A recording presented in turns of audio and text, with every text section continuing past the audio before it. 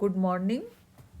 Prawn की study को आगे बढ़ाते हुए आज हम पढ़ेंगे प्रॉन की बॉडी वॉल या देह भित्ति की संरचना के बारे में। बॉडी वॉल या देह भित्ति मुख्य रूप से जिन फंक्शंस को या कार्यों को संपादित करती है उनमें पहला है लॉस ऑफ वाटर, शरीर से अधिक मात्रा में पानी के स्राव को रोकती है। इसके साथ साथ यहाँ पर बॉडी वॉल या देह भित्ति जो है पार्शली रेस्पिरेशन या श्वसन क्रिया को संपादित करने में मदद करती है। इसके साथ साथ बॉडी की पर्टिकुलर शेप जो है, बॉडी फॉर्म का मेंटेनेंस का काम भी बॉडी वॉल के थ्रू होता है। इसके साथ साथ बॉडी को प्रोटेक्ट, आउटर एनवायरनमेंट से जो प्रोटेक्शन है बॉडी का, उसको करने में भी बॉडी की देह भित्ति या बॉडी वॉल का मेन रोल यहाँ पर प्रॉन की लाइफ साइकिल में होता है। आगे बढ़ते हैं, अध्ययन करते हैं प्रॉन की बॉडी वॉल जो है देह भित्ति की संरचना किन किन स्तरों के मिलने से बनी है। मुख्य रूप से बॉडी वॉल यहाँ पर 3 लेयर से मिलकर के बनी हुई होती है, जिनमें से प्रथम स्तर जो होता है, जो सबसे बाहरी ओर होता है, उसे क्यूटिकल कहा जाता है। क्यूटिकल के बाद सेकंड लेयर की यहाँ पर जो फॉर्मेशन होती है वो अधिचर्म या एपिडर्मिस कहलाती है, और सबसे आंतरिक स्तर जो होता है उसे डर्मिस या चर्म के नाम से जाना जाता है। सबसे पहले हम डायग्राम में यहाँ देख पा रहे हैं क्यूटिकल की संरचना को। क्यूटिकल आउटर लेयर होती है, बॉडी का एक्सोस्केलेटन या बाह्य कंकाल का निर्माण करती है और थिक नॉन सेलुलर स्ट्रक्चर है। क्यूटिकल वाला हिस्सा जो है ये थिक होता है, लेकिन इसमें कोई कोशिकाएं उपस्थित नहीं होती हैं, ये अकोशिकीय स्तर होता है। क्यूटिकल वाला स्तर यहाँ पर मुख्य रूप से 2 भागों में विभाजित होता है। क्यूटिकल का सबसे बाह्य स्तर जो होता है उसे एपीक्यूटिकल कहा जाता है। एपीक्यूटिकल थिन आउटर लेयर होती है और आंतरिक स्तर जो होता है उसे एंडोक्यूटिकल के नाम से जाना जाता है। एंडोक्यूटिकल यहाँ पर थिक इनर लेयर के रूप में उपस्थित होता है। एपीक्यूटिकल नामक संरचना जो है यह पुनः, जैसा कि हम डायग्राम में देख पा रहे हैं, 2 स्तरों के मिलने से बनती है। एपीक्यूटिकल की फॉर्मेशन करने वाली लेयर्स यहाँ पर जो मौजूद होती हैं उनमें से प्रथम स्तर जो सबसे बाहर और होता है उसे लिपिड लेयर कहा जाता है, लिपॉइड लेयर कहा जाता है, और इसके पश्चात सेकंड लेयर यहाँ पर जो मौजूद होती है उसे प्रोटीन लेयर कहा जाता है। तो इस प्रकार से प्रोटीन लेयर और लिपॉइड लेयर जो हैं ये परस्पर मिलकर के जिस संरचना का निर्माण कर रही हैं, यह स्ट्रक्चर एपीक्यूटिकल कहलाता है। यहाँ पर लिपॉइड लेयर जो होती है ये गैसों के लिए पारगम्य होती है, यानी कि लिपिड लेयर जो होती है इसके द्वारा गैसियस एक्सचेंज, गैसों का आदान प्रदान जो होता है वो यहाँ पर हो सकता है, किंतु ये लेयर जो होती है वो वाटर के लिए पारगम्य नहीं होती है, अर्थात इस स्तर के द्वारा प्रॉन की बॉडी के अंदर जल का आवागमन संभव नहीं होता है।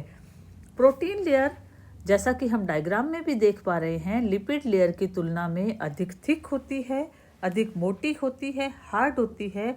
इसके साथ साथ यह लेयर जो है ये पिगमेंटेड होती है। प्रोटीन लेयर जो होती है इसमें वर्णक उपस्थित होते हैं, यह पिगमेंटेड लेयर होती है। एपीक्यूटिकल स्तर यहाँ पर जो है इसका मुख्य कार्य स्पाइंस की फॉर्मेशन करना है। इसके द्वारा अलग अलग फॉर्म्स में और अलग अलग साइज में प्रॉन की बॉडी पर मिलने वाले जो स्पाइन लाइक स्ट्रक्चर्स होते हैं उन स्ट्रक्चर्स का प्रोडक्शन का काम इनके द्वारा होता है, और इन स्तरों के निर्माण के अंदर कुछ ग्रंथियां भी इसकी मदद करती हैं जो कि अंदर की तरफ डर्मिस वाले स्तर में उपस्थित होती हैं।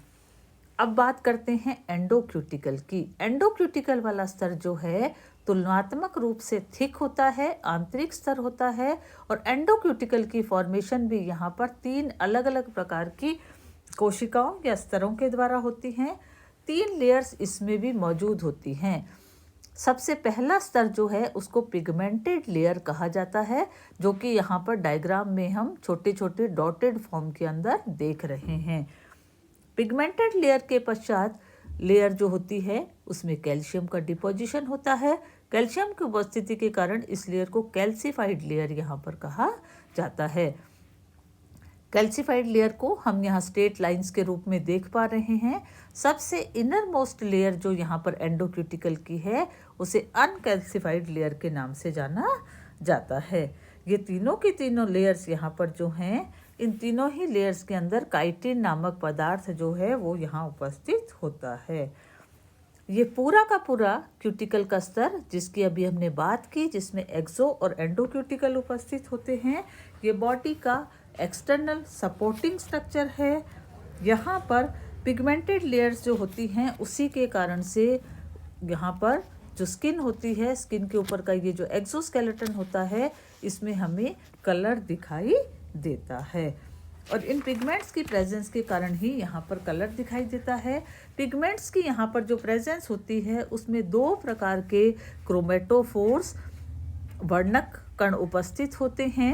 एक प्रकार के जो होते हैं उन्हें प्राथमिक क्रोमेटोफोर्स कहा जाता है और दूसरे प्रकार के स्ट्रक्चर्स यहाँ पर जो प्रेजेंट होते हैं उन्हें सेकेंडरी क्रोमेटोफोर्स कहा जाता है। और ये दोनों ही प्रकार के क्रोमेटोफोर्स जो होते हैं ये मिल करके बॉडी के पर्टिकुलर कलर्स की फॉर्मेशन करने का काम करते हैं। आगे बढ़ते हैं। त्वचा का दूसरा स्तर यहाँ पर जो है वो एपिडर्मिस या अधिचर्म के नाम से जाना जाता है। जैसा कि हम डायग्राम में देख पा रहे हैं, अधिचर्म वाला स्तर जो होता है ये स्तंभी उपकला कोशिकाओं का बना हुआ होता है। कॉलुमिनर एपिथेलियल सेल्स यहाँ पर उपस्थित हैं जिनके केंद्र वाले भाग में सेंट्रल पोजीशन के अंदर न्यूक्लियस यहाँ उपस्थित होता है और इन्हीं में से कुछ कोशिकाएं जो होती हैं वो ग्रंथिल हो जाती हैं, ग्लैंडुलर सेल्स के रूप में यहाँ पर उपस्थित होती हैं और ये ग्लैंड सेल्स जो होती हैं ये वैरायटी ऑफ सिक्रीशंस को सिक्रीट करने का काम यहाँ पर करती हैं। अधिचर्म या एपिडर्मिस वाला स्तर जो होता है वो नीचे की तरफ जिस लाइन के थ्रू या जिस मेम्ब्रेन के थ्रू लाइन रहता है, इसकी बाउंड्री वॉल बनाने वाला जो स्तर होता है उसे बेसमेंट मेम्ब्रेन कहा जाता है। यहाँ पर इस स्तर के द्वारा ही एंडोक्यूटिकल का सिक्रीशन का कार्य जो होता है वो संपादित किया जाता है। सबसे आंतरिक स्तर त्वचा का डर्मिस या चर्म के नाम से जाना जाता है।